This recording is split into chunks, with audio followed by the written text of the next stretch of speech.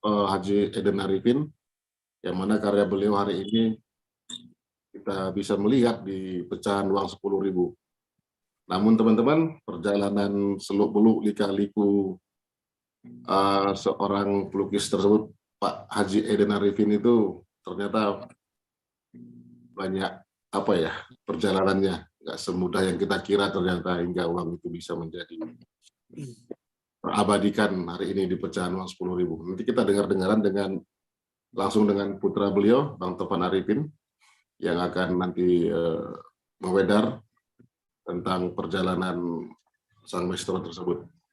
Baik teman-teman, seperti biasa sebelum kita memasuki wilayah wedaran dari Bang Tovan, seperti biasa kita Ngobrol Santai Indonesia mengajak kita dulu untuk mengheningkan cipta bersama dengan diiringi sebuah lagu Nusantara Jaya. Silakan Ju.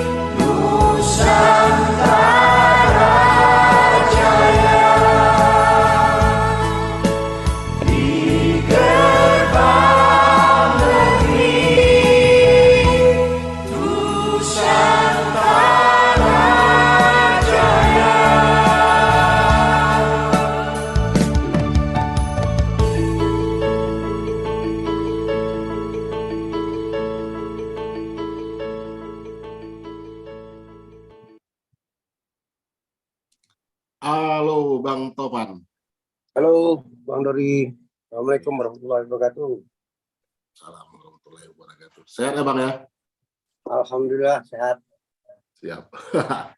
Bang, kita seperti kemarin ya, ingin dengar-dengaran lah tentang perjalanan ayah Anda tercinta hingga lukisan beliau itu terabadikan di pecahan uang 10.000 kita hari ini gitu. Ya, kami sangat ingin mendengar. Ternyata setelah kita bercerita kemarin itu, ya nggak semudah itu juga, lika-likunya juga panjang kali lebar. Iya Bang, tapi sebelum memasuki wilayah itu, kami pingin lah Bang, Abang ini kita pingin kenalan dengan Abang dulu lah, biografinya apa segala macam Bang, tolong diutarakan dulu kepada semua Bang. Silakan Bang. Oke, terima kasih Bang Dori atas kesempatannya juga bisa tampil di SNI ya, ngobrol santai Indonesia. Kalau saya ini sekolahnya sekolah lukis Bang, terakhir itu jurusan lukis, jadi mewarisi dari papa dari ayahanda Eden Arifin. Kemudian saya memulai bekerja itu berprofesi sebagai desain grafis di berbagai tempat, yang saya mulai dari kota Palembang sebagai desain grafis di Harian Sriwijaya Pos Palembang, kemudian ke Harian Bernas Yogyakarta, kemudian balik lagi ke Jakarta sebagai redaktur artistik di Harian Berita Yuga Koran, kemudian terakhir terus di Gramedia Majalah, grupnya Kompas, terakhir kemudian menjadi grafik jurnalis di Harian Kompas. Kemudian saya juga keluar mendirikan sebuah majalah bisnis di bidang network marketing, yaitu majalah Sukses. Dan baru 1 bulan ini saya bekerja di sebuah perusahaan network marketing Mercy di Bogor. Jadi itu riwayat pekerjaan profesi saya. Kemudian hari-hari saya ya menjalankan hobi itu, melukis, bermain musik, desain grafis, membuat logo dan lain sebagainya. Begitu aja Bang. Seniman itu mengalir deras ya Bang ya, di tubuh itu ya Bang. Iya. Namun hari ini kabarnya ayahanda kita bagaimana Bang? Kabar beliau, Haji Eden sendiri, sehatkah beliau? Alhamdulillah saat ini Bapak masih dalam keadaan sehat. Cuma sejak tahun 2015 mengalami serangan stroke pertamanya di tahun 2015. Kemudian 2016 stroke kedua, dan terakhir itu di bulan Januari 2003 kemarin mengalami serangan stroke yang ketiga. Tapi alhamdulillah masih sehat dan masih bisa ngomongnya masih bagus, hanya kakinya aja agak sulit bergerak sehingga masih ada di tempat tidur gitu. Ya, Bang. Dan berada di Palembang. Kalau saya di Jakarta. Oh, berarti beliau di Palembang hari ini, Bang ya? Di Palembang. Baik, Bang. Kita doakan semoga beliau cepat sehat seperti sedia kala ya, Bang. Amin ya Rabbal alamin. Ya, kita orang-orang muda hari ini, walaupun beliau lagi terbaring di sana, saya harapkan semangat muda kita ini untuk mengkulik sejarah beliau bisa membangkitkan semangatnya juga. Saya yakin kadang ada aja hal-hal yang bisa membangkitkan semangat orang tua itu ketika karyanya dibicarakan. Betul. Iya, iya. Bang, ceritalah Bang sama kita Bang, ini tahun berapa sebenarnya lukisan Sultan Badarudin II ini beliau ini karyakan, dan itu terinspirasi dari mana Bang? Apa memang ada foto tinggalan Belanda atau bagaimana Bang? Sehingga itu jalan ceritanya bagaimana ini? Imajinasinya itu sampai liar begitu itu. Ada dasarnya kan Bang? Jadi begini, Pak Eden Arifin ini memulai karirnya sebagai seorang pelukis sudah sejak lama. Dari semenjak SMA di Palembang itu, di Sungai Buah namanya. Dia tinggal di Sungai Buah, sudah mulai melukis, gitu kan. Terus sampailah di tahun dia menikah tahun 71, 70, kemudian saya lahir tahun 71. sepanjang karirnya itu banyak yang dia kerjakan selain melukis, juga di bidang reklame ya, pembuatan billboard untuk kota Palembang dan sekitarnya, buat patung juga, relief juga. Ya mungkin karena begitu lamanya sehingga karya-karya dia tuh sekarang agak sulit ditemui gitu. Termasuk juga di karya fotografi. Beliau itu dulu pernah menjadi potret keliling gitu Bang di jembatan Ampera itu. Iya, iya, iya.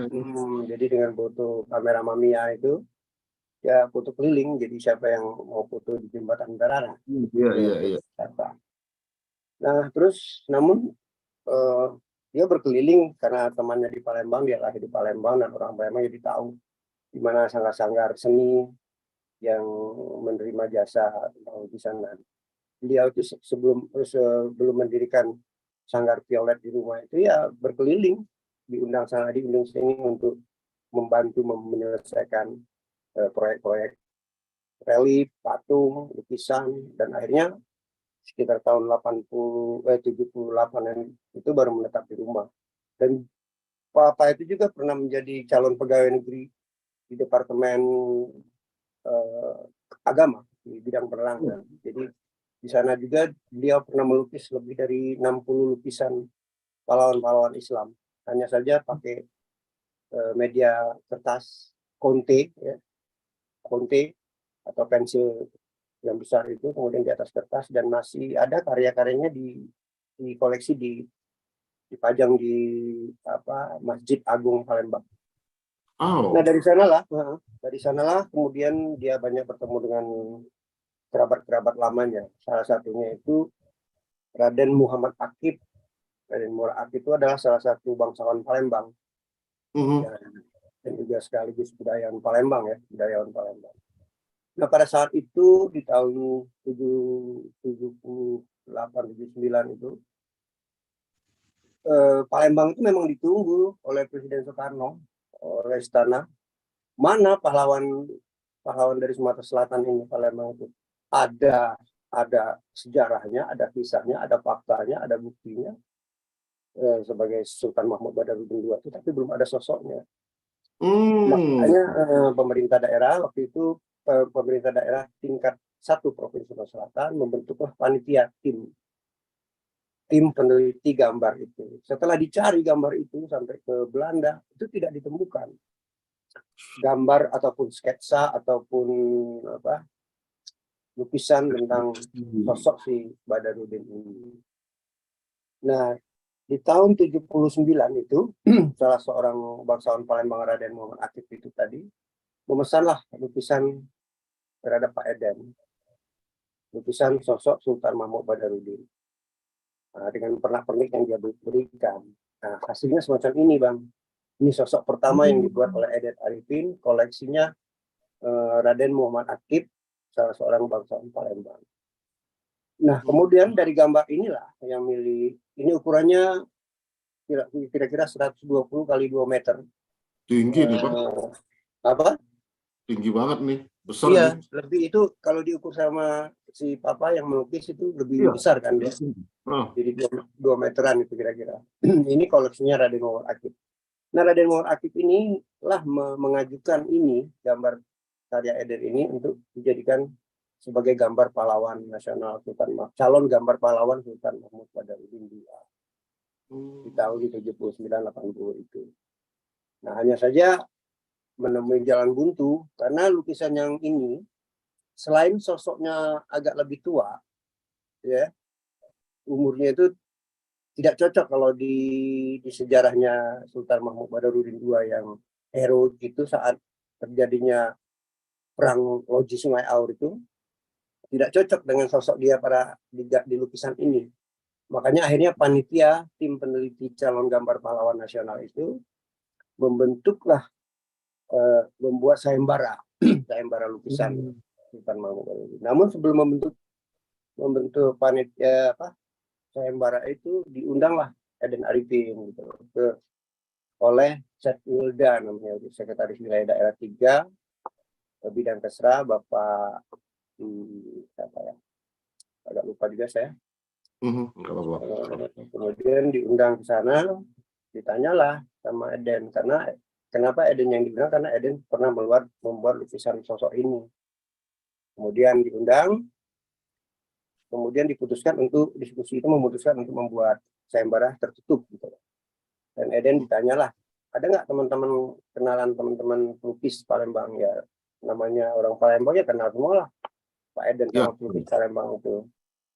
Diundanglah, diajukanlah tulisan nama-nama itu oleh Eden kepada Chat Wilda, itu terdiri dari Pak Nuramian, Pak Hartopo, Pak Amanat, sama Pak Soeharno. Pak Soeharno dan Pak Manap ini guru saya juga di Sekolah Menengah Seni Rupa. Dan beliaulah juga pendiri Sekolah Menengah Seni Rupa Palembang. Nah setelah itu barulah seluruh pelukis diundang, diberikan panduan untuk melukis Sultan Mahmud Badarudin II itu, dengan panduan bahwa sosoknya itu berusia antara 40 sampai 45 tahun, berpakaian adat Palembang, kemudian gagah, bijaksana, dan jago strategi perang, hingga dijuluki Never Time Tiger, artinya laksana harimau yang tak dapat dijinakkan. Itu julukan beliau, Bang. Julukan Sultan Mahmud Badarudin itu. Nah, kemudian masing-masing pelukis diberikan uang jasa, ongkosnya lah gitu, 500.000 rupiah, 250.000 diberikan pada saat pertama, 250.000 diberikan setelah lukisan diserahkan. Begitu loh kira-kira. Setelah itu masing-masing pelukis dalam waktu 22 hari menyelesaikan lukisan itu masing-masing di rumahnya. Iya. Di rumahnya masing-masing. Nah, kemudian setelah sampai waktu 22 hari, barulah setiap pelukis mengumpulkan karya-karyanya ke Pemda tingkat 1 Sumatera Selatan. Nah, kemudian ada nomor-nomor gitu kan, ada nomor lukisan 1, nomor lukisan 2, nomor lukisan 3, nomor lukisan 4, nomor lukisan 5. Sengaja itu dari panitia tidak menampilkan siapa pelukis 1, 2, 3, 4, 5 ini dari 5 peserta ini, agar lebih fair gitu ya. Jadi tidak diketahui siapa sosok pelukisnya. Apa nama-namanya ya? Tidak ada nama-namanya, hanya diberi nomor. Dari nomor-nomor itulah para juri, para bang yang terdiri dari orang-orang Pemda yang mengerti tentang sejarah, budayawan, termasuk Raden Muhammad Akif itu sama adiknya Raden Muhammad Husin, dan banyak lagi lah sejarah Palembang itu menilai akhirnya lukisan karya Eden di tahun 82 itu ini yang mendapat penilaian tertinggi gitu. Penilaian tertinggi, kemudian 4 lukisan yang dari karya pelukis lainnya itu dimusnahkan agar tidak terjadi dualisme kan, karena yang sudah terpilih dengan nilai tertinggi itu dan paling menyerupai dan paling mendekati dengan kriteria yang diberikan tadi hanya karya Pak Eden Arifin. Siap.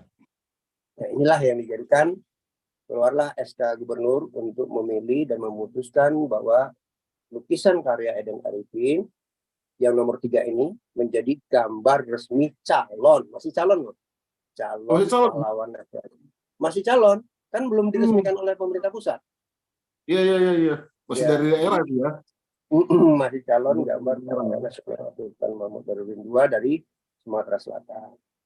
Setelah diproses, dikirim ke Departemen Sosial, yang mengurusi tentang kepahlawanan itu adalah Departemen Sosial kalau nggak salah di Jakarta. Diputuskanlah tahun 84 SK Presiden memutuskan bahwa inilah menjadi gambar resmi pahlawan nasional Sultan Mahmud Badarudin II dari Sumatera Selatan, karya Eden Arifin. Itu kisah awalnya, bagaimana cerita munculnya sosok seorang pahlawan Sultan Mahmud Badarudin. Karena begini,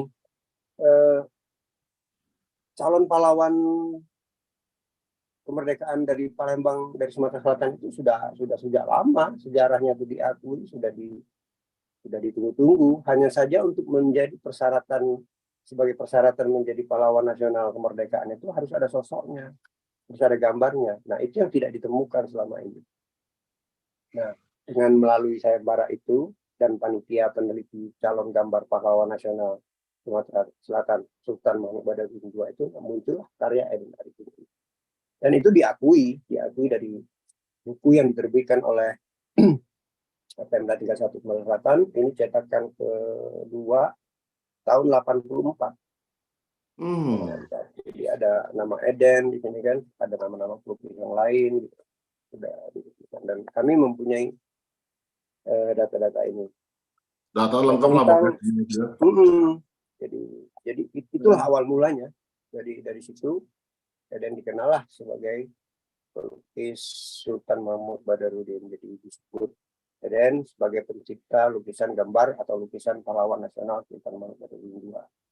Nah, setelah itu banyaklah pesanan-pesanan lukisan untuk Pak Eden ini, baik dari hotel Suwana Dipa gitu ya, Hotel Sanjaya, Bandara Sultan Mahmud Badarudin II, karena adanya pergantian nama-nama bandara, ya. Ada pergantian nama hotel waktu itu. Kemudian ada juga dari MKGR yang merasa berkepentingan dengan sosok pahlawan itu. Nah, mereka memesan lukisan itu sama Eden. Jadi Eden itu pernah membuat replika lukisan ini lebih dari 10 kali kali ya. Jadi kan dia buat berdasarkan pesanan gitu. Berarti di waktu itu jadi inilah Bang, kayak bisa dibilang terjadi viral lah di Palembang zaman itu ya, ketika ini meledak disetujuin sama pemerintah pusat gitu ya. Iya, tapi viralnya kan nggak spiral sekarang, Bang Doli. Iya. Kan dulu cuma ada TVRI ya. Iya. TVRI, kemudian surat kabar daerah. Surat kabar daerah itu paling ada yang terbit mingguan, ada yang terbit Senin, terbit Kamis. Jadi harian tuh masih sedikit sekali. Iya. Jadi tapi ada dokumen-dokumen tentang Eden Arifin yang di surat kabar itu di tahun 82 sampai 84 itu ada semua, kita simpan. Coba tampilin Jo, itu ada koran-koran itu Jo. Ada. Yang Abang kirim itu.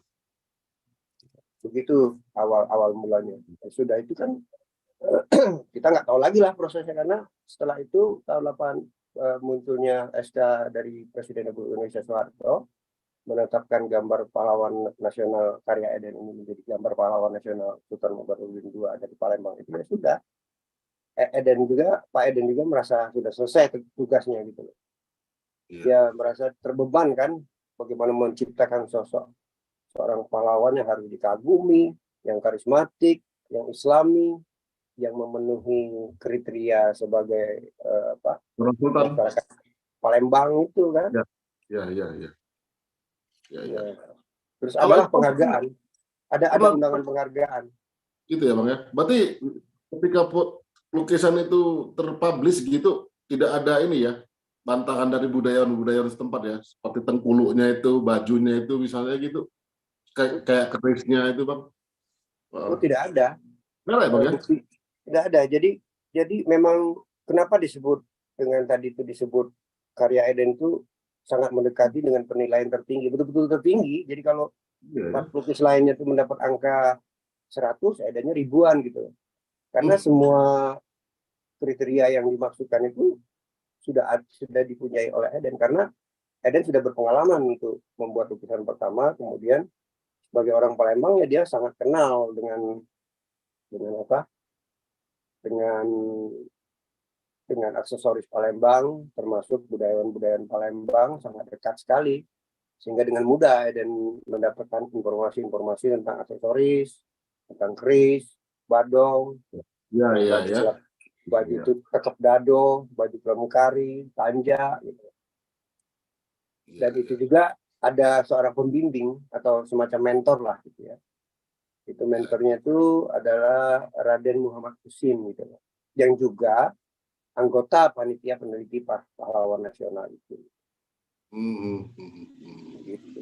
Jadi sudah setelah terbit itu banyak dicetak. Kita nggak tahu diproduksi oleh siapa ya waktu itu. Gambar-gambar ini dicetak, disebarkan ke seluruh sekolah di Sumatera Selatan. Entah dijual, entah dibagikan, kita nggak tahu. Tapi bagi Pak Eden, dengan dia sudah menyelesaikan dan berhasil memenangi sayembara itu, ya sudah lega dia, sudah merasa puas ya.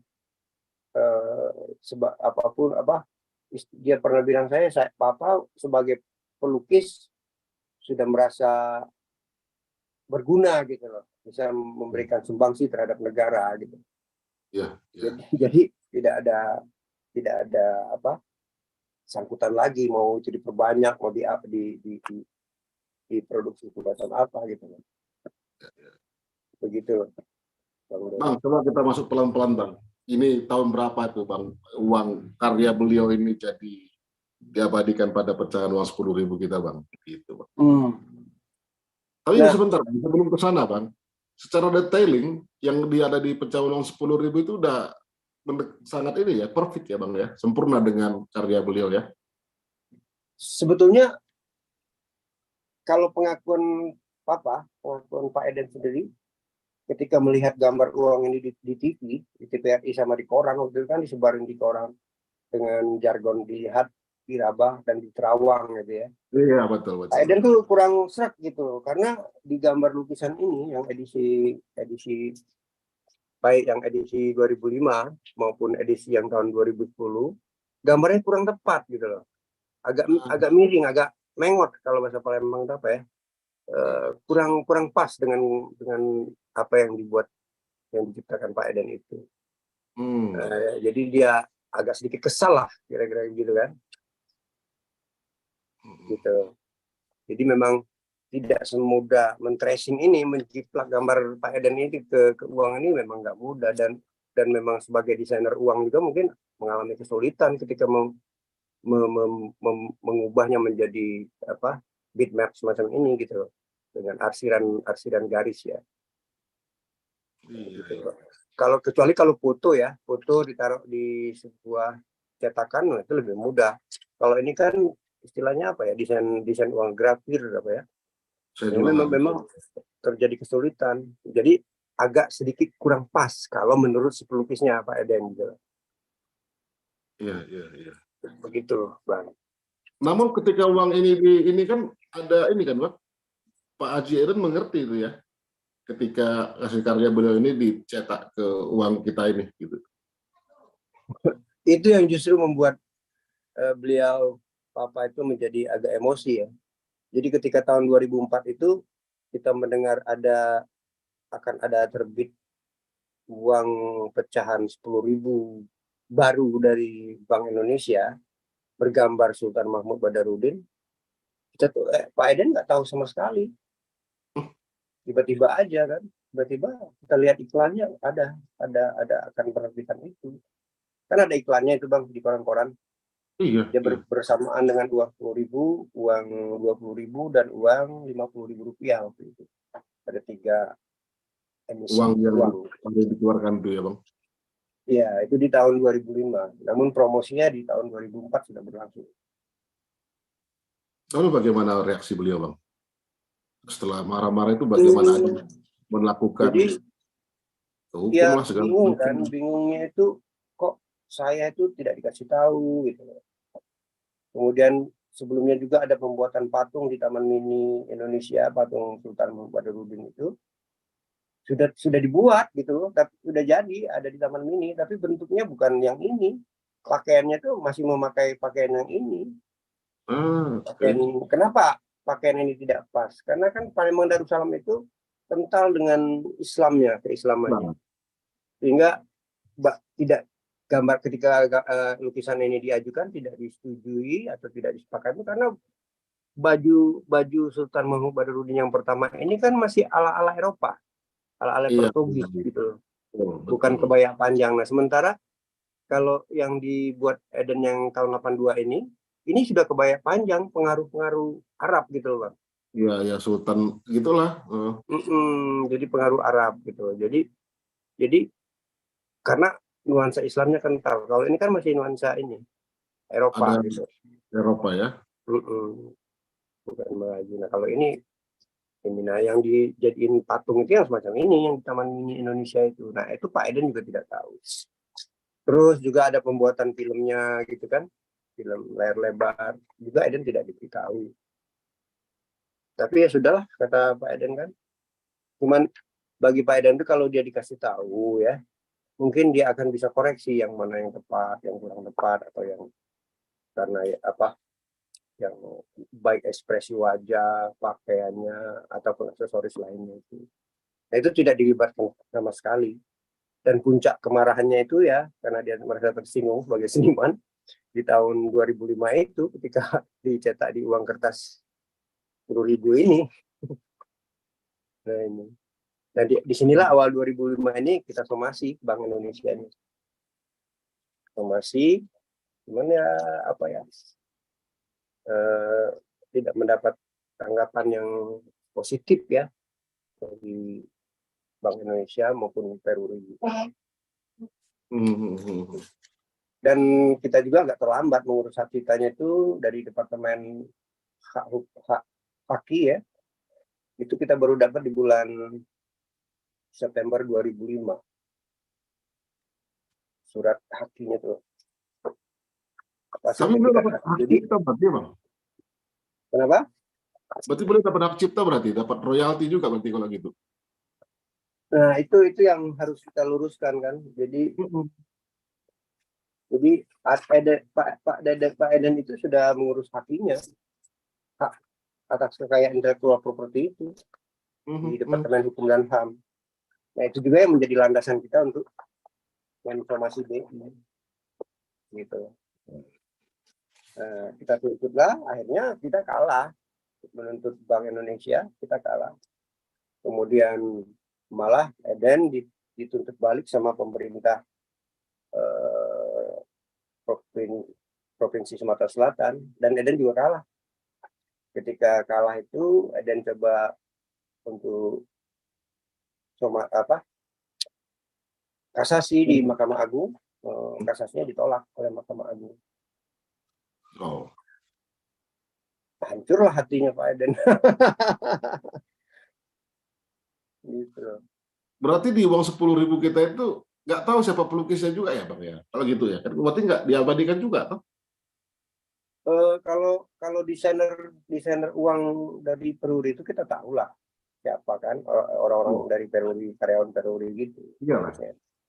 Dan dia kan tidak bisa mengkomplain itu karya lukisan dia kan, karena itu kan dijiplak itu di tracing kan, bagaimana foto orang, foto atau lukisan tracing kemudian menjadi land art gitu kan. Gunanya land art itu agar bisa dicetak, agar bisa diproduksi lebih banyak, sulit untuk ditiru kan, macam-macam lah alasannya gitu loh. Waduh. Rumit juga ya Bang itu ya. Iya. Nah, jadi dalam persidangan itu ya Pemda juga mempunyai banyak fakta dan bukti kan. Bukti, kemudian yang kita tuntut itu ya bukan Pemda seharusnya, yang kita tuntut itu Bank Indonesia yang mengedarkan uang 10.000 itu. Dan kemudian Perum Peruri yang mencetak uang kertas itu gitu. Kita tidak mensomasi atau menuntut Pemdanya. Bahwa BI itu mendapatkan dari mana? Nah, alasan dia kan sudah minta izin dari Zuriat Kesultanan Palembang Darussalam. Aku rasa tidak salah dia minta izin Pemda, dia minta izin Zuriat, dia minta izin siapapun, itu nggak salah. Nah, mungkin kalau saya berpikir positif begini, Bang Dori. Jadi mungkin karena itu kan terjadinya di tahun 82. Ya, tadi itu. Kemudian dicetak di tahun 2004 atau 2005 itu kan. Sehingga waktunya cukup lama gitu. Ya kan, hampir 20 tahun ya. Mungkin Bank Indonesia atau orang-orang yang mengusulkan untuk dicetak di mata uang kertas 10.000 itu, pokoknya gambar pahlawan nasional Palembang itu ya ini gitu. Sehingga mereka terlupa kalau pelukisnya masih hidup, orangnya masih ada, dan memegang hak cipta itu. Positifnya saya berpikir semacam itu. Gitu. Gitu ya. Namun hari ini bagaimana Bang? Udah ada ini tindakan apa berikutnya? Apa tanggapan minta maafnya dari Bank Indonesia itu ke Pak Eden sendiri? Gimana? Ya enggak lah. Justru dari keputusan sidang pertama Eden menggugat Bank Indonesia itu kan Eden kalah. Kalah juga justru Eden yang dituntut, Pak Eden yang dituntut untuk membuat surat permohonan maaf di 2 koran daerah dan satu koran nasional. Kemudian untuk menyerahkan hak cipta, haki yang sudah sertifikat haki yang dimiliki Eden untuk menyerahkan kembali kepada Pemprov tingkat 1 Sumatera Selatan. Kemudian membayar uang pengadilan itu. Ya mungkin pas tahun 80-an itu pas ketika Lukis itu dijadikan itu Bang, diberikan mungkin dari situ semua lah mungkin ya. Ini bisa apakah segala macam dilipat gandakan mungkin begitu tanpa pengetahuan pelukis lagi, entah gimana mungkin itu Bang ya. Itu mungkin kalau saya berpikir positifnya begini, dalam kurun waktu 20 tahun lebih itu mereka tidak terpikirkan, dan orang-orang yang dulunya ada yang bekerja sebagai PNS di Pemprov tingkat 1 Sumsel itu mungkin sudah pada pensiun. Sudah pada pensiun, betul. Nggak tahu lagi. Tidak ada yang bisa menjelaskan mungkin pada saat itu kan. Tidak ada yang bisa menjelaskan. Kemudian pokoknya ada aja gambarnya, ya ini aja gitu. Iya. Makanya ketika saya mengurusi untuk memiliki sertifikat hak cipta di Tangerang itu tidak ada yang mendaftar, tidak ada pendaftaran ini punya siapa, ya punya kita. Makanya kita mendaftar, kita diterima, dikeluarkanlah sertifikat itu. Oh, gitu.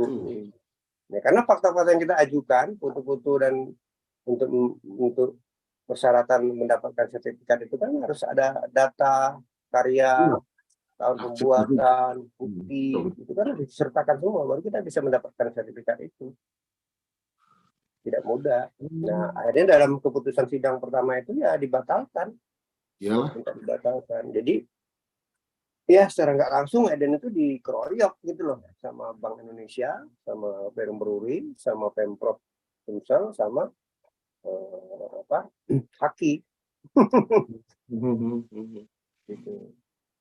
Tapi Bang, begini Bang, dalam dunia seniman hari ini Bang, nah kamu kan seorang perupa juga nih Bang, melihat kasus yang terjadi dengan Bapak kita ini, seorang seniman harusnya bagaimana duluan terhadap karyanya Bang? Aku mau nanya dari sisi Abang seorang seniman lah, supaya aman ke depannya karya yang mau dipakai kemanapun, tetap ada pengakuan gitu Bang. Ya sebetulnya dengan ratifikasi Indonesia terhadap Undang-Undang Hak Cipta itu sudah bagus untuk Indonesia. Tinggal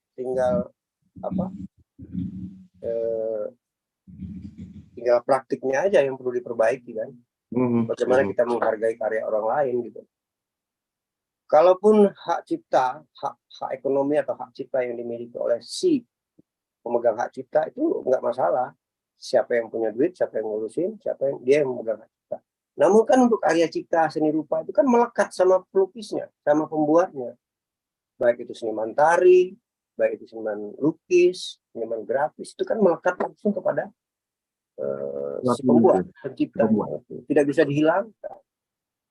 Contoh Bang Dori membeli pakaian atau baju, ya tidak serta-merta Bang Dori membeli mereknya tetap mereknya punya dia gitu, hak ciptanya. Tapi Bang Dori bisa membeli baju itu. Ya, gitu deh. Iya, bisa membeli, sama kayak lukisan macam itu. Bang Dori bisa membeli lukisan saya, tapi bukan berarti membeli karya saya di situ gitu. Tetap aja itu adalah karya Eden Arifin. Bukan setelah aku beli itu jadi karya aku bilang nggak begitu. Nggak bisa. Nggak bisa. Ya.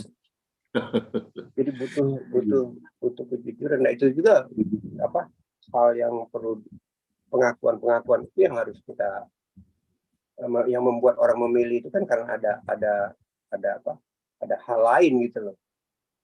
Iya Bang. Iya kan, saya tidak akan sembarang membeli sebuah produk kalau itu tidak cocok dengan saya gitu loh. Apapun gitu loh ya. Sama.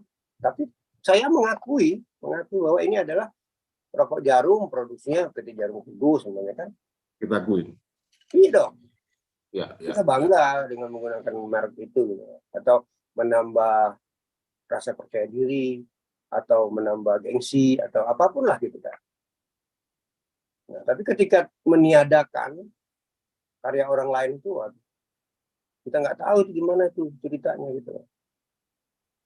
Terus sebagai seniman Bang, Tidak semua orang bisa jadi seniman gitu. Ya kan? Dan itu adalah sebuah karunia. Karunia dari Allah Subhanahu wa taala. Dan ketika karunia itu dijaga menjadilah sebuah profesi itu. Nah, ketika orang berprofesi memilih profesinya masing-masing, ya kita harus hargai. Nah, seniman itu sebetulnya hanya itu, ingin dihargai. Sayangnya hal itu luput dari Pak Eden. Nah, sebetulnya di tahun 2001 sebelum apa uang itu dicetak, Pak Eden itu sudah menerima penghargaan dari Dewan Kesenian Sumatera Selatan melalui Gubernur Sumatera Selatan, Rosian Arsad. Dia mendapatkan penghargaan seni gitu. Ada sertifikatnya, ada juga apa? Ada juga uang ya di tahun 2001. Nah, setelah kasus 2005 dicetak itu, ya sudah. Apa seniman menjadi ini apa? Pak Edennya menjadi agak tadinya tidak produktif lagi dalam berkarya gitu. Karena merasa kecewa ya. Ya dapat surat dari ini juga ya Bang ya, dari Kesultanan Palembang juga ya, mengesahkan juga ya Bang. Oh ya, ini baru karena di bulan tahun 2003 ini ada penghargaan Anugerah Indonesia, penghargaan. Saya coba mengajukan untuk Pak Eden yang dibutuhkan rekomendasi dari Dinas Pariwisata sama dari Kesultanan Palembang, Budaya Palembang. Alhamdulillah saya diberikan dengan mudah ya secara online. Mereka kirim lewat online, saya kirim, dan itu saya kirim sudah ke Departemen Pendidikan dan Kebudayaan di Jakarta. Insya Allah doakan semoga itu menjadi berkat bagi Pak Eden. Iya Bang, iya Bang. Di tahun ini. Bang, ini Bang, lukisan asli Pak Eden sekarang itu Bang, di mana Bang? Seperti tadi yang saya bilang, bahwa ketika lukisan Eden itu dipilih menjadi gambar, ditetapkan menjadi gambar pahlawan nasional itu, empat lukisan lainnya itu dimusnahkan. Jadi tinggal satu lukisan Pak Eden. Nah, mungkin waktu yang cukup panjang juga, lukisan itu kan perlu dipelihara juga Bang. Betul. Dijaga, perlu dikasih lighting biar dia terus kering, tidak lembab, tidak jamuran. Sehingga dalam waktu yang lama itu mungkin lukisannya hancur gitu atau rusak, kemudian dimusnahkan. Sehingga waktu timnya Kick and Show ya waktu itu sempat mencari di mana keberadaan lukisan itu di Pemda Sumsel, Departemen Sosial, di Museum Balaputra Dewa, di Museum Sultan Ubaruddin, ya tidak ditemukan karena mungkin sudah rusak, sudah hancur gitu loh Bang, yang aslinya itu. Gitu. Tapi untung ada fotonya ya Bang ya, pas aslinya itu dipoto itu ya. Ya, tapi ya yang pertama itu ya di foto ini. Saya sudah perbanyak waktu itu kan. Iya. Cuman yang penting lagi si pelukisnya masih ada Bang. Iya. Masih hidup. Jadi masih ada untuk ditanya ini ya Bang. Iya, jadi ketika dia bisa membuat replikanya lagi gitu, hampir setiap tahun ada gitu dia buat. Dan itu dikoleksi secara pribadi. Tapi ada replika beliau yang dikasih ke negara gitu Bang, dari hasil karya beliau sendiri tuh? Selain dulu dia ada di bandara, ada di Hotel Sonadwipa, ada di Hotel Sanjaya, ada di MKGR, kemudian ada juga koleksinya Pak Sulaiman Ma'ruf. Udah, selain itu nggak ada lagi. Nah, kemarin di tahun 2023, bulan Januari kemarin, beliau melalui saya minta dihibahkan lukisan itu kepada Museum Negeri Sumatera Selatan, Museum Balaputra Dewa Palembang. Iya. Itu masih asli tangan beliau sendiri tuh Bang ya? Iya, itu masih karya tangannya Pak Eden. Itu tahun 2006 yang dia buat tahun 2006. Jadi waktu saat menunggu sidang 2006 itu kan dia ada di Jakarta di tempat saya. Dia melukis itu. Nah, itulah yang dia melukis itu, dan itulah yang kami hibahkan ke museum itu. Tujuannya nggak lain cuman bahwa kita punya sejarah yang unik gitu loh. ya kan, pelukis berdarah Palembang asli, melukis pahlawannya sendiri, itu kan, di tempatnya sendiri, ya wajar lah harus ada, masa nggak ada gitu. Dan itu sebuah kebanggaan tersendiri. Kalau dilukis oleh pelukis lain, malah malu kita kan sebagai Iya, iya. bangsa negeri Palembang itu. Iya, iya, iya.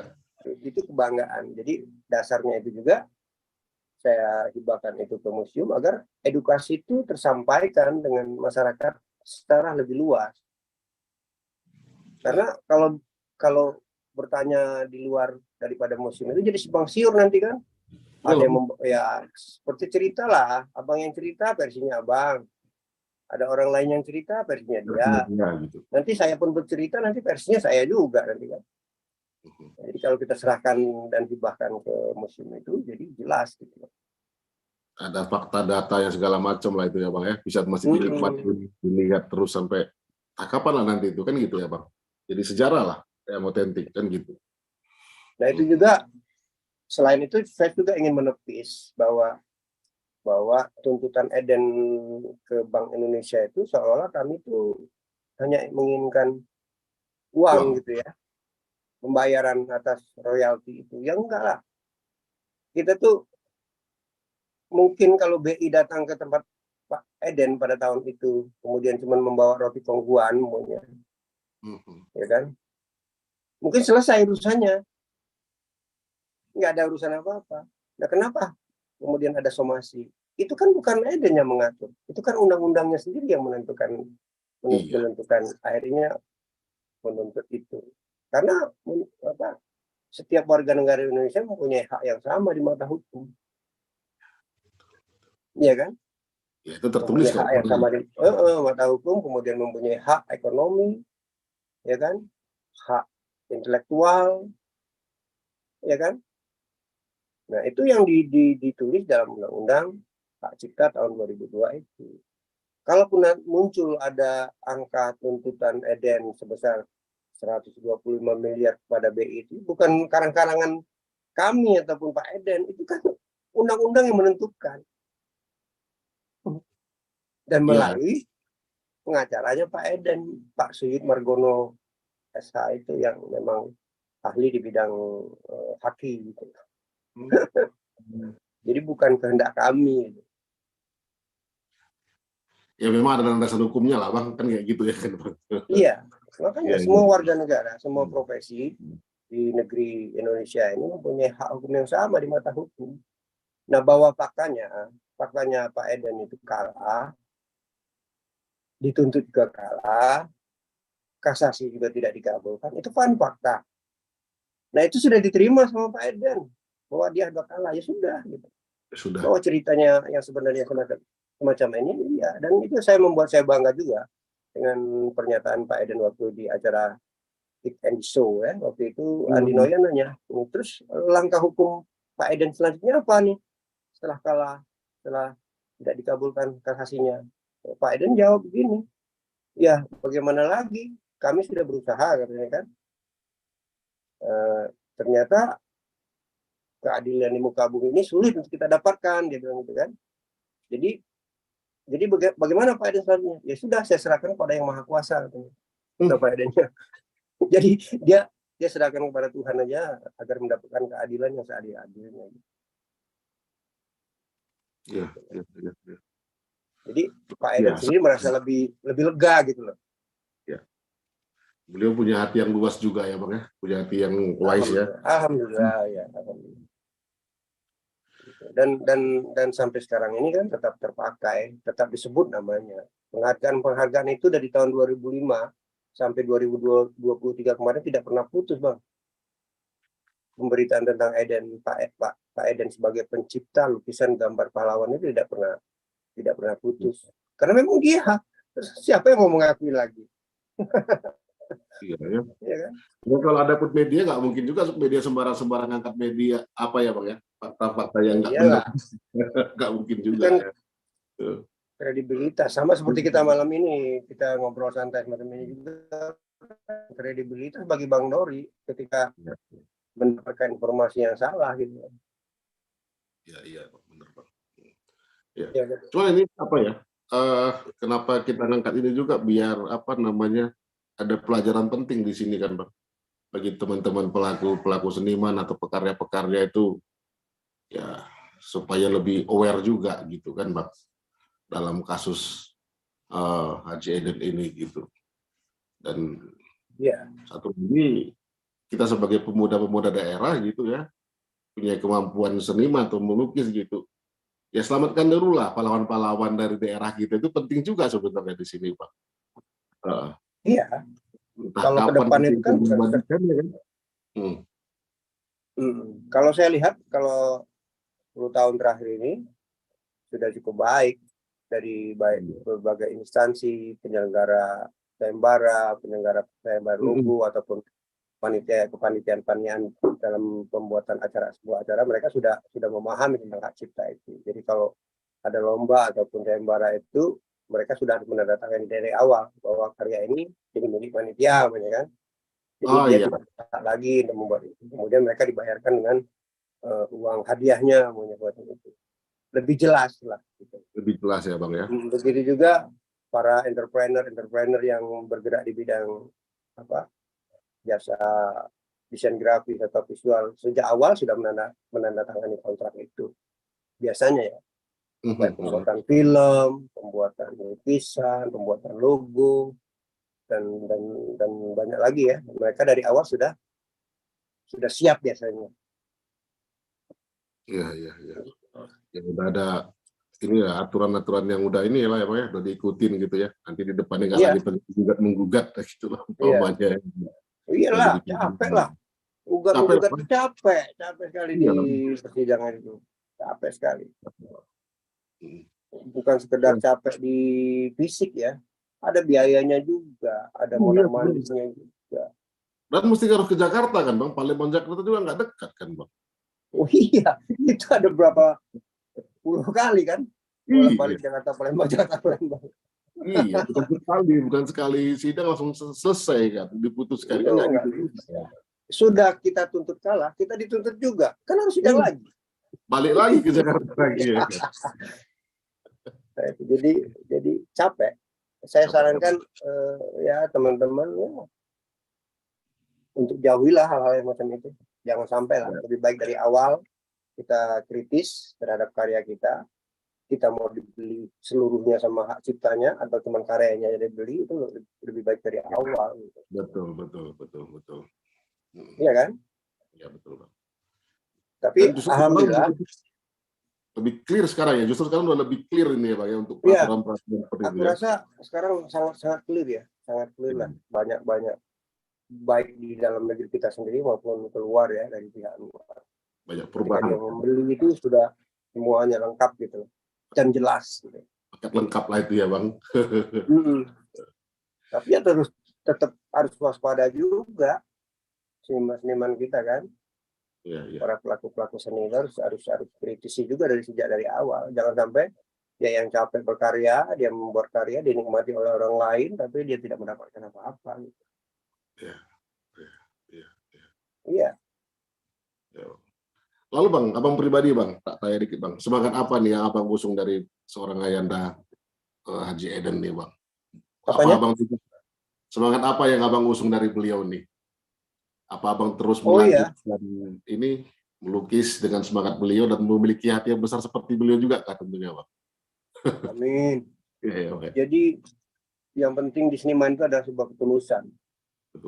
Sebuah ketulusan dalam berkarya itu kan. Kalau sampai saat ini saya masih berkarya untuk karya beliau gitu. Jadi pernah Pak Eden itu bilang saya, coba kau wujudkan Sultan Badarudin itu dalam bentuk lain, bukan sosok potret yang semacam ini saja. Jadi saya coba terjemahkan dalam banyak hal. Seperti di belakang saya ini ada lukisan dia seorang sultan sedang berlatih. Berarti pedang atau apa ya? Iya, masuk. Iya. Dia berperang, sejarahnya berperang saat di Sungai Au, saya juga sudah buat. Terus pose dia lagi duduk, pose dia lagi berperang, pose dia lagi berdiri, pose dia lagi macam-macam. baik dalam bentuk karya lukis di kanvas maupun dalam bentuk komik, dan juga dalam bentuk cerita yang saya muat di channel saya di Taupan Channel. Itu ada beberapa cerita bagaimana kisah dia menciptakan itu sampai jadilah di uang 10.000 itu. Ya, jadi kalau dari pihak lain atau pihak Pemda atau pihak BI atau pihak manapun yang mempunyai fakta-fakta yang semacam itu, oke gitu. Tapi bukan menyangkut fakta proses penciptaan itu sebagai seorang pelukis yang dikaruniai oleh Allah keahlian itu gitu loh. Nggak bisa, itu sangat karya personal, Bang. Ya buktinya 5 pelukis yang 4 pelukis yang lain ternyata kan hasilnya berbeda. Iya, berbeda. Walaupun guidance-nya diberikan hal yang sama gitu. Umur 45 tahun, benar tadi kan. Pakaian ada Palembang, pakainya macam-macam, beda-beda. Terus yang uniknya lagi nih, Bang, untuk Islamnya itu di sini ada kalimat tersembunyi. Dan semua orang tidak tahu ini. Gitu, Bang. Ini ada kalimat asyhadu alla ilaha illallah Muhammad Rasulullah.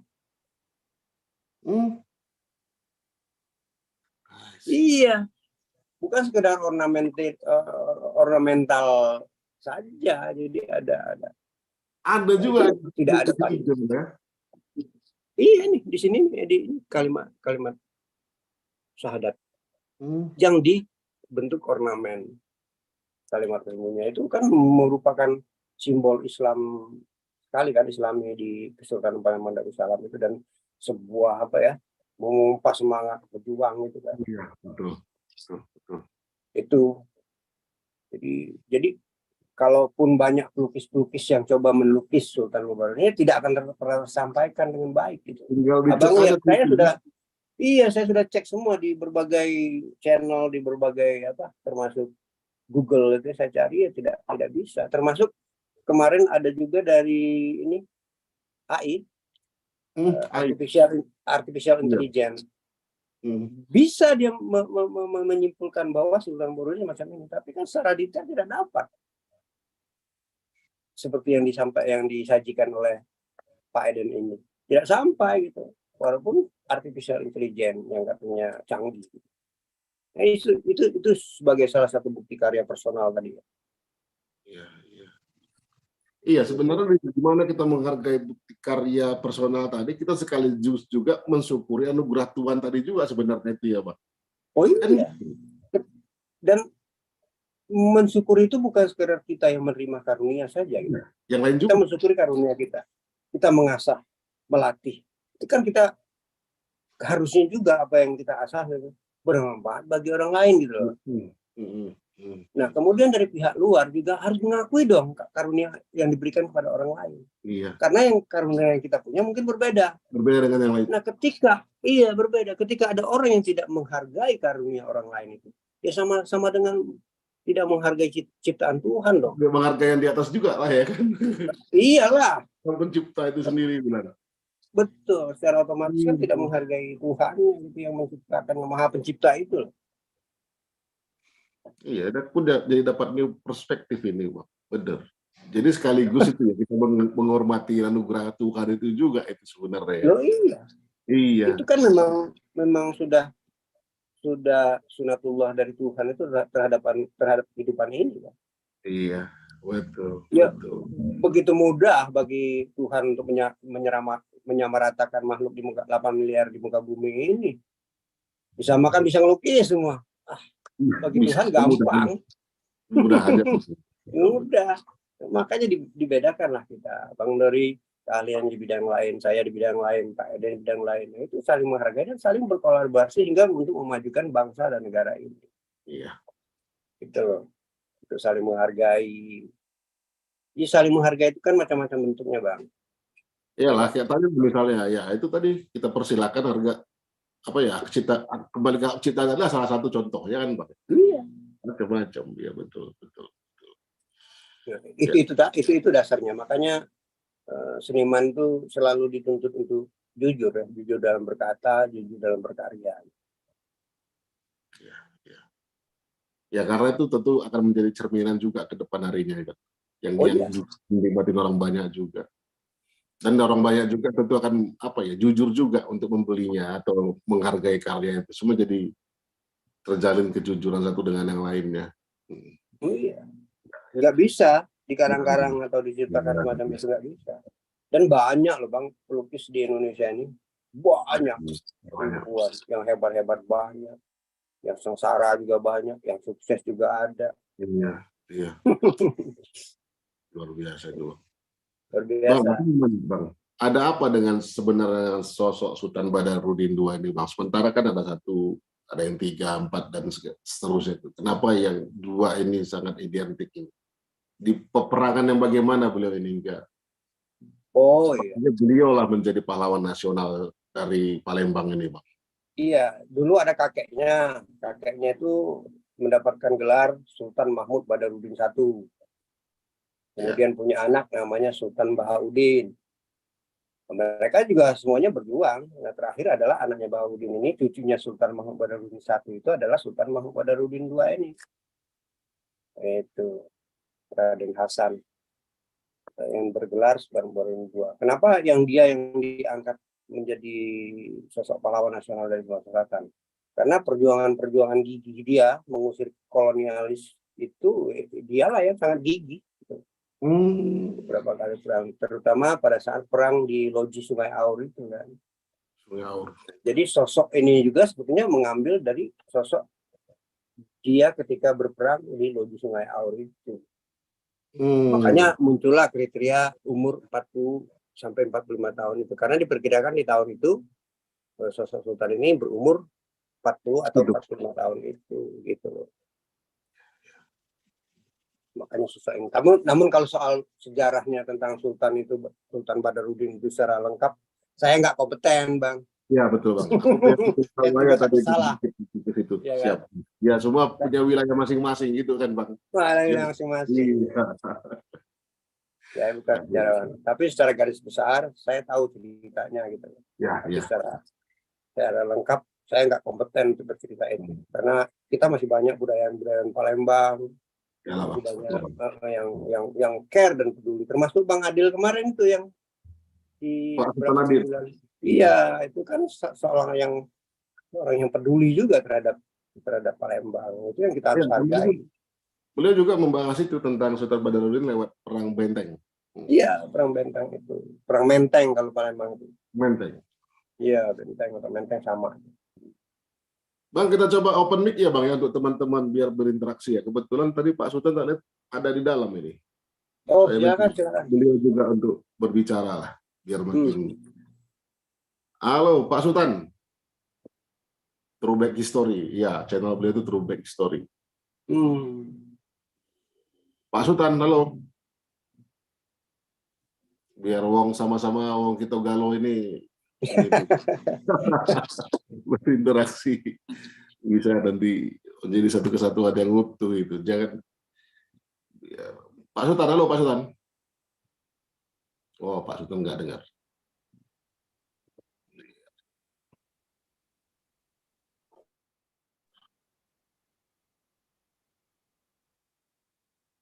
Udah di. Oke. Ke teman yang lain? Sebelum ke Pak Sultan, ada yang ingin bertanya atau teman-teman sini ada yang seniman, umpamanya memiliki kasus yang sama, bisa konsul sedikit dengan Bang Tovan, biar nggak mengalami ini kesusahan nanti sharing-sharing itu ya. Baik, Pak Sultan kayaknya lagi sibuk. Assalamualaikum. Waalaikumsalam. Maaf, tadi saya lagi diskusi sama anak. Ternyata ada suara saya, nama saya kok disebut-sebut gitu. Mama, suruh dia masih Nailam, suruh lagi ngobrol. Maaf, ini lagi rame ini di rumah. Oh, lagi rame. Oh, siap. Lagi ngumpul, nggak apa-apa. Santai aja ya. Mungkin banyak noise ya. Ini, saya tampil dulu nih. Wah, ini dia nih. Saya pakai baju ini nih, sorry nih fotonya. Nah, preman aja ya. Menarik kita di cerita dari Bang Tovan gitu ya. mungkin sebagai cerminan saya juga ke depan kan, hasil penelitian ini kan berarti memang harus dikondisikan jauh-jauh hari juga ya, Bang Taufan ya. Mungkin ke depan saya mungkin akan banyak bertanya juga nih ke Bang Taufan gimana cara kita untuk mengkondisikan dari jauh-jauh hari ya, hukumnya ya untuk mengenai hak kita dalam penerbitan buku. Kalau Bapak tadi pelukis ya, kalau saya ini kan menerbitkan buku ini kan, karena buku ini sendiri memang buku hasil penelitian saya sendiri gitu kan. Yeah. Makanya saya tadi kayaknya banyak yang terpikirkan untuk kedepannya saya itu bagaimana. Kan. Menarik itu Bang Taufan atas apa yang telah di pengalaman-pengalaman Bapak ya. Mungkin Bang Taufan sudah siap kali kan karena pelukis juga kan. Iya. Gitu kan. Nah, kemarin saya pernah cerita lah ya, kalau memang saya juga berniat gitu ya untuk kolaborasi gitu kan ke Bang Taufan. Karena terus terang yang memikirkan benteng-benteng di Palembang tuh masih belum ada sekarang. Kebetulan kan saya sudah nulis, saya sudah meneliti. Nah sekarang kan tuh mencoba memvisualkannya bagaimana kan. Nah ke depan mungkin kita banyak diskusi dulu Bang Taufan ya. Bagaimana ke depannya untuk sejarah supaya hasil karya kita ini kan tidak seperti pengalaman yang Pak Deden alamin begitu kan. Iya. Iya ke depannya. Menarik ini Bang, bagi saya itu ya. Bang Dori, nah, menarik tadi Bang, jadi untuk cerminan saya nanti ke depan, karena terus terang sejarah seperti ini kan memang masih baru ya diketahui. Tadi saya barusan ini juga nih, barusan ketemu dengan masyarakat Sumbaksel se-Jakarta Timur ya. Alhamdulillah tadi ketemu dengan Pangeran Puspo ya. Dia ngasih ini nih, tanda ini nih, Pak. Makanya saya pakai terus ntar setiap YouTube nanti Zulminar saya menghargai beliau itu, dia memberikan ini. Pangeran Puspo itu adalah penasehat dari Kesultanan Palembang Darussalam. Iya, jadi tadi ya saya sudah cerita banyak juga sama beliau. Kan. Alhamdulillah sejarah Palembang mungkin yang sudah diangkat dengan adanya foto ya, visual dari foto diri dari SMB 2 ini, dan apalagi tadi juga sudah dijelaskan bagaimana Pak Deden ya udah berusaha untuk memvisualkannya begitu kan, dan bagaimana liku-liku dia sebagai pencipta daripada foto itu ya. Ya itu bagi saya menarik aja begitu ya Pak Deden, Bang Dori.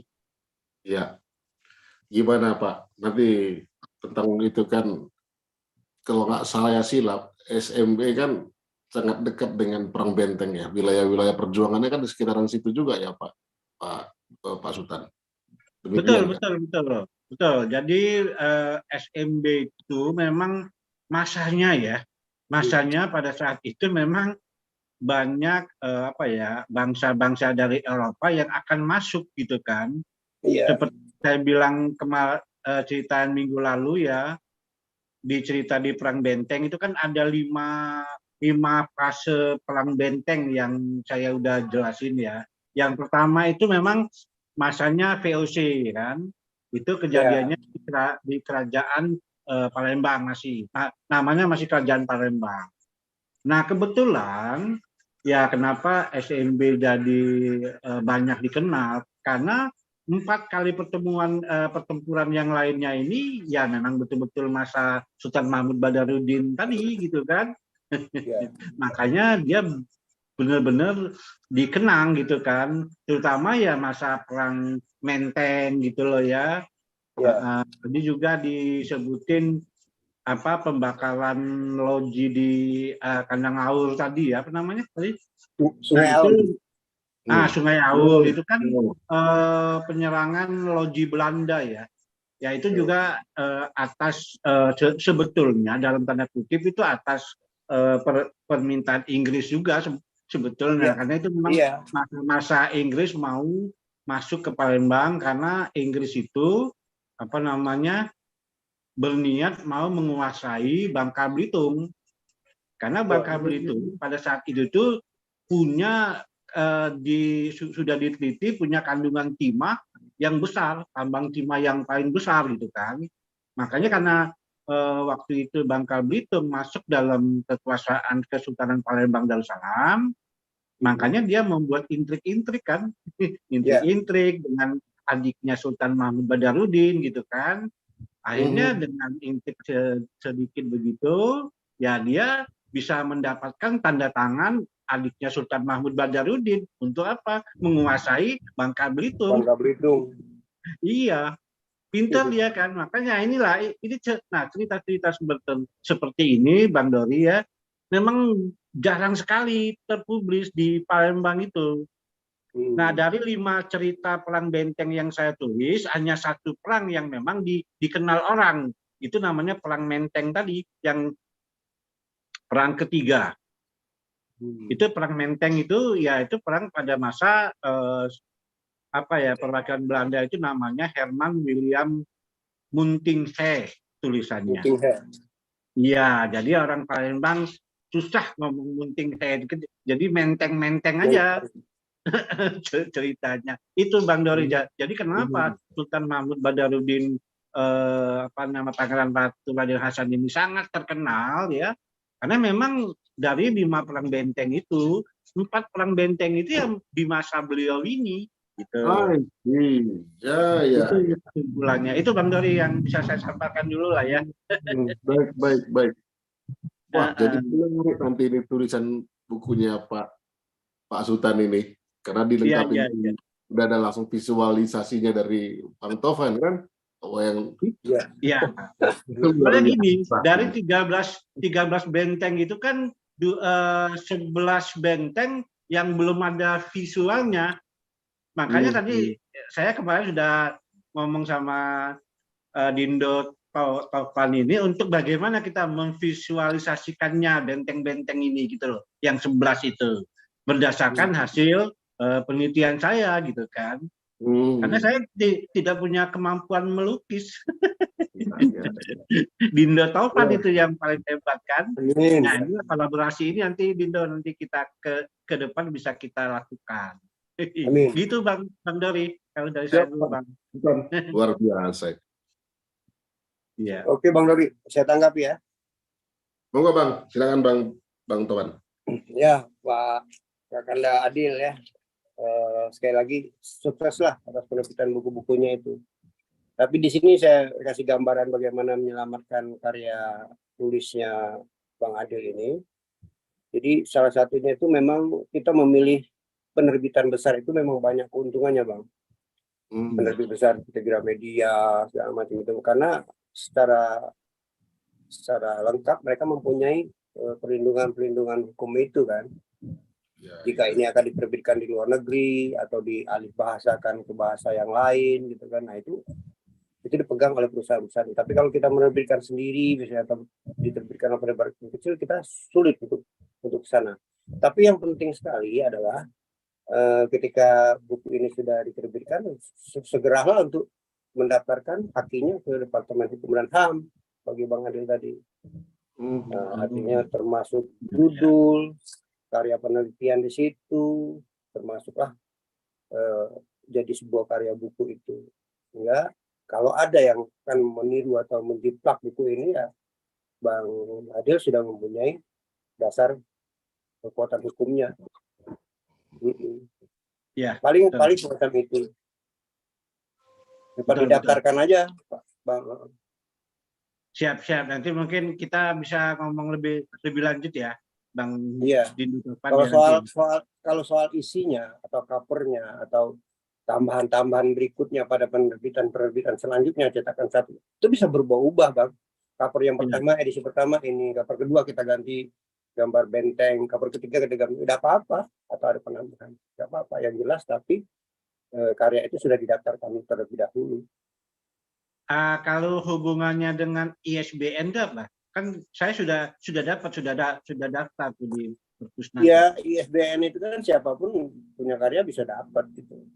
Cuman kan secara itu kan izin terbit buku itu agar berapa banyak buku yang sudah dicetak, yang diterbitkan gitu dengan judul ini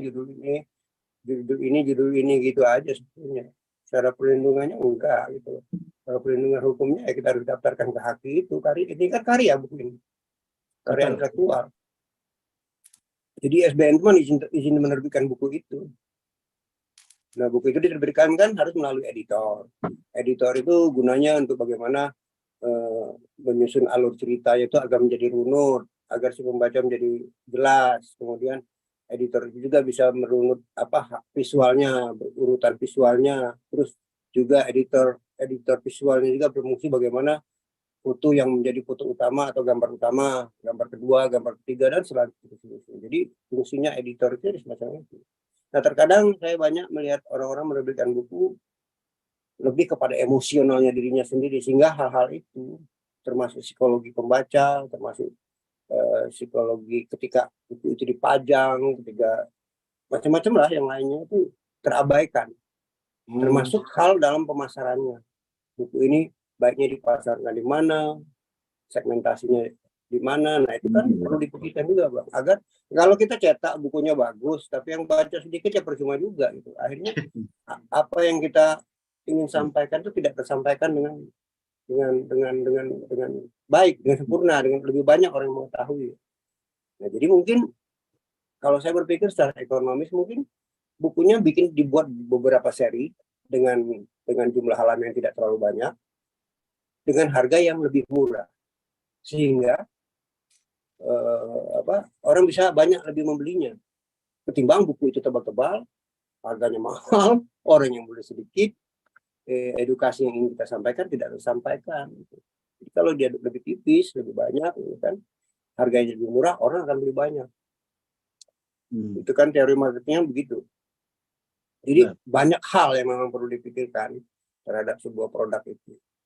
Jadi tidak sebatas idealisme saja gitu.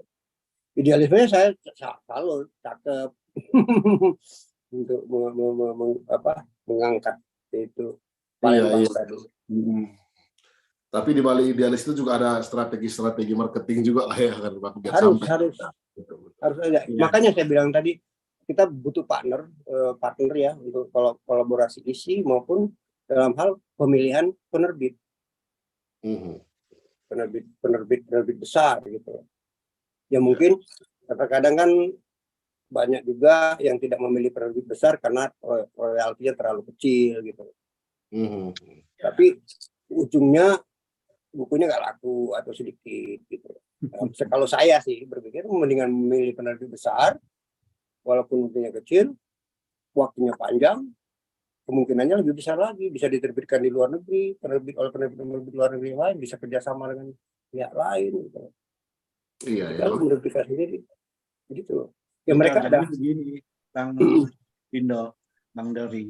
Sebetulnya kenapa saya tidak mengajukan ke mencari penerbit yang besar? Sebenarnya bisa aja sih saya mengajukan ya. Cuma kan strategi yang saya pakai sekarang ini kan adalah strategi sambil berjalan gitu kan. Sambil berjalan saya sosialisasikan, sambil berjalan saya cari dana untuk dana penelitian. Dari mana dana penelitian saya? Ya dari buku-buku ini dana penelitian saya gitu kan. Makanya kenapa kita jualnya baru kita sendiri gitu kan. Kita langsung ketemu orang, kita langsung bilang ini ada untuk dana penelitian kita, karena masih banyak hal yang perlu kita teliti lagi nih mengenai sejarah yang berhubungan dengan Perang Benteng ini. Banyak sekali turunannya itu nantinya. Saya sudah punya itu target-target ya yang akan kita terbitkan, dan anak-anak bukunya lah dari sejarah Perang Benteng ini akan banyak sekali gitu. Saya sudah bisa melihat di di arah sana gitu. Makanya kenapa di Topan ya sekarang saya belum menggandeng lah ke ke penerbit besar gitu loh ya. Itu tadi strategi saya adalah strategi ya berjalan linier sambil jalan. Penelitian saya jalan, penambah pembukuannya di buku juga jalan, sosialisasi jalan gitu kan, karena apa ya, selama ini sejarah yang saya tulis ini itu sudah ada gitu kan, cuma tidak terpublis, dalam tanda kutip masih tenggelam. Itulah perlu saya sosialisasikan terus dulu. Ya, gimana cerita Perang Benteng itu? Kayak tadi ya Bang Dindo Taufan udah cerita mengenai perang Sungai Aur gitu kan. Nah, perang Sungai Aur itu kalau yang dalam penelitian saya justru Sultan Mahmud Badarudin itu tidak langsung terjun ke lapangan, dia justru mengutus panglimanya dia saja untuk mengusir perwakilan Belanda yang ada di loji Sungai Aur itu gitu kan. Nah, justru yang Bang Sultan Mahmud Badarudin terjun langsung pada saat perang Menteng itu di seputaran Keraton Kuto Besar sama Keraton Kuto Kecil. Nah, disitulah perang yang ketiga yang ada di buku saya ini, yang memang Sultan Mahmud Badarudin itu terjun langsung gitu. Nah, kan sejarah ini kan banyak perbedaan kan, banyak persepsi. Nah, untuk itulah perlu disosialisasikan dulu gitu kan. Nah, kalau sudah matang dan penelitian kita ke bawah juga sudah matang, sudah clear gitu kan. Nah, kita baru bisa terbitkan buku ini secara massal. Itu Bang strategi saya sebetulnya. Ya ada strategi tertentu juga ya, Pak Santo ya, Pak Sultan ya. Karena kan selama ini kita dana sendiri Bang, nggak ada kita dapat dari mana-mana. Curhat ini betul. Iya. Siap. Ya nanti di belakang sama Bang Topan mungkin bisa lebih diskusi lagi lebih dalam, lebih rapat ya Bang ya. Terima kasih Bang dari Bang Dindo Topan ya. Sama-sama. Lagi ya. Siap. Siap. Tapi ya itu kan Bang, terlepas dari bicara kita tadi, rupa-rupanya kita itu anak-anak negeri ini masih banyak mental-mental pejuang Bang. Gitu. Semangat-semangat SMP masih ada di hati masing-masing anak negeri ini Bang. Seperti Pak Sultan, berjuang sendiri, nggak pikirin ini, akhirnya mau berstrategi jual buku dulu baru kali gitu. Ini luar biasa Bang. Semangat pahlawan kita itu masih kokoh di hati kita masing-masing gitu sebenarnya kalau tak itu. Iya. Ya, luar biasa. Ya karena begitulah Bang Dori. Jadi gimana kita bisa melangkah lebih maju kan karena kita melihat dari sejarah. Ya. Makanya sejarah itu sangat penting sekali untuk kita melangkah maju ke depan. Jadi dengan sosok Sultan Mahmud Badarudin II menjadi sosok pahlawan nasional ini kan diangkat oleh yang diusulkan pertama kali oleh Presiden Soekarno itu kan memang untuk mengangkat semangat idealis pemuda di negeri ini agar bisa menciptakan sesuatu yang baru, yang heroik, yang hebat ya. Tapi di bidangnya masing-masing. Bukan zamannya berperang ngangkat bedil atau tombak lagi kan. Nah, kita berjuang di gitu. Tapi kita butuh sosok-sosok orang semacam ini gitu. Ya. Termasuk Bang Adil tadi juga dalam menciptakan buku gitu kan. Tapi ini Bang, mungkin dari apa ya? Bukan mungkin ya dibilang dari sering-seringnya kita komunikasi lintas begini ini. Lintas budaya, lintas pemikiran, lintas suku, agama dan semua itu bisa kita kolaborasikan dan berliterasi, berdiskusi kayak gini, tentu semangat itu akan tetap berkobar Bang, nggak berhenti Bang. Ya, seperti tadi Pak Sultan punya anugerah tersendiri dari itu kan. Ya. Bang Topan, Pak Eden semua punya anugerah masing-masing kan gitu. Iya, ya, termasuk di channel ini juga kan, di channel SNI ini juga salah satunya gitu loh. Bagaimana kita berkolaborasi untuk membangkitkan semangat itu kan, Nusantara dan Bhinneka Tunggal Ika itu tadi.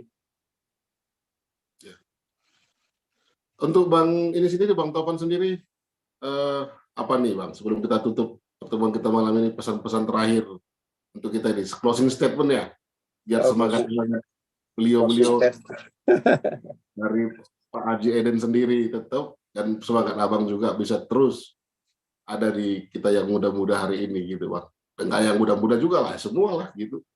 Iya.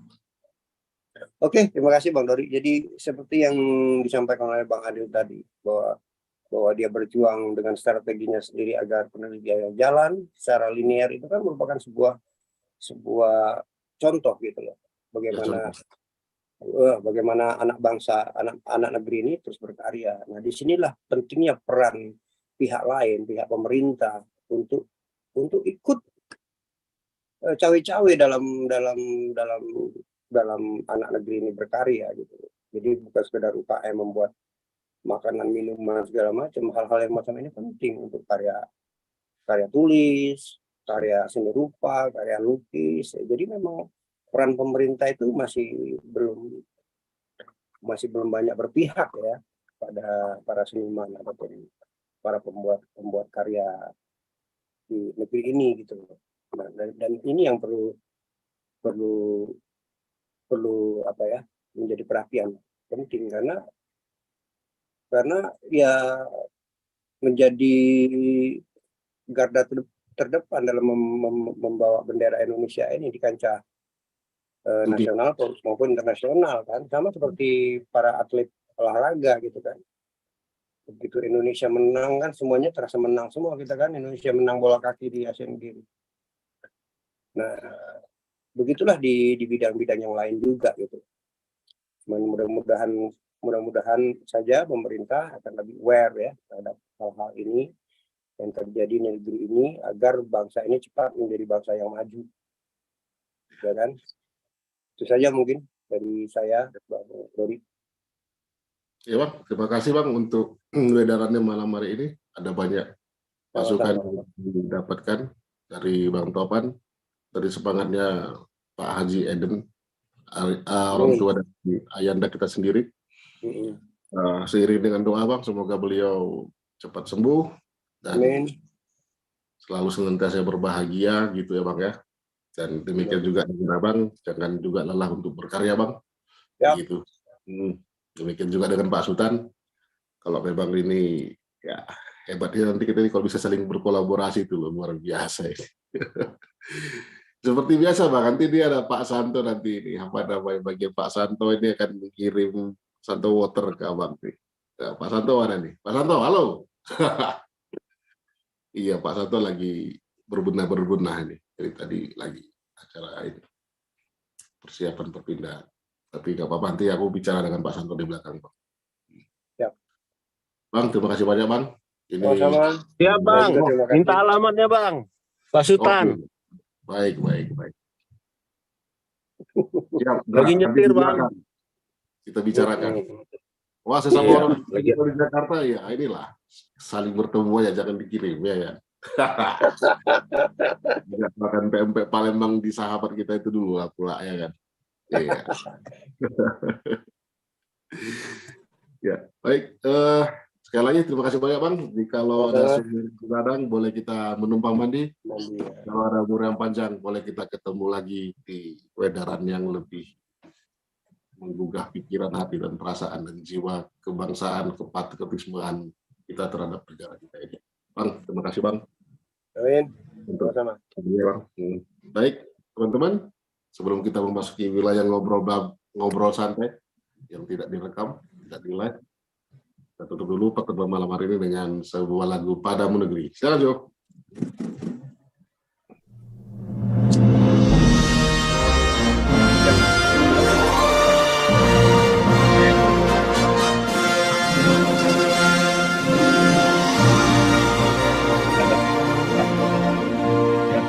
Kalau dia kena balik tuh.